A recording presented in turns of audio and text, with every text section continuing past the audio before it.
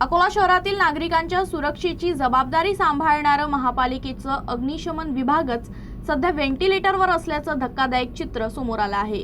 नादुरुस्त गाड्या, अपुरी यंत्रणा आणि प्रशासकीय उदासीनतेमुळे आगीच्या घटनांवर नियंत्रण मिळवताना अग्निशमक दलाला मोठ्या अडचणींचा सामना करावा लागत आहे। अकोला जिल्ह्यात तापमानाचा पारा मार्च महिन्यात 41 अंशाच्या पुढे गेला असून उष्णतेमुळे आगीच्या घटनांमध्ये वाढ होत आहे। काही दिवसांपूर्वी गांधी रोडवरील आगीची घटना ताजी असतानाच 15 मार्चला खडकी परिसरातील डॉक्टर आंबेडकर प्रतिष्ठानाजवळ सेंटरिंगच्या गोदामाला भीषण आग लागली। स्थानिक नागरिकांनी सुरुवातीला आग विझवण्याचा प्रयत्न केला, मात्र अग्निशामक दलाची गाडी उशिरा घटनास्थळी पोहोचली। आगीवर नियंत्रण मिळवण्याचा प्रयत्न सुरू असतानाच गाडीतील पाणी संपलं।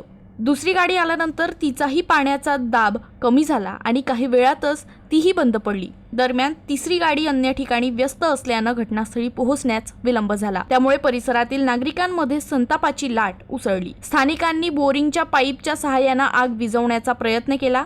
महापालिकेच्या अग्निशामक यंत्रणेची दयनीय अवस्था उघड झाली असून अनेक गाड्यांवर सायरन आणि अंबर दिव्यांची अभाव आहे। फोम टेंडर गाड्या केवळ लहान आगींसाठी उपयुक्त ठरत असून मोठ्या गाडींवर नियंत्रणासाठी सक्षम यंत्रणा नसल्याचं स्पष्ट झालं आहे। या पार्श्वभूमीवर भविष्यात मोठी आग लागल्यास नागरिकांच्या जीविताचे संरक्षण कसे होणार असा गंभीर प्रश्न उपस्थित होत आहे।